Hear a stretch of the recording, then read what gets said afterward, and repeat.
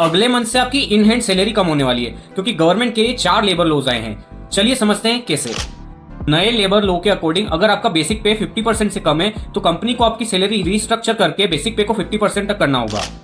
अब पहले company basic salary को टोटल सैलरी का 30 to 40% रखा करती थी और अदर अलाउंस को ज्यादा रखा करती थी, जिससे कि पीएफ और अदर डिडक्शन कम हुआ करते थे क्योंकि इनकी कैलकुलेशन डिपेंडेंट है बेसिक सैलरी पर, जिससे कि आपको इन हैंड सैलरी ज्यादा मिलती थी।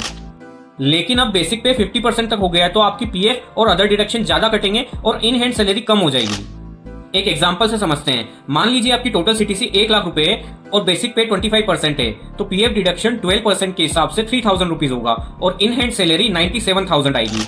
अगर यही बेसिक पे 50% हो जाता है तो आपका पीएफ 12% के हिसाब से 6000 रुपीज कटेगा और इन हैंड सैलरी 94,000 आएगी।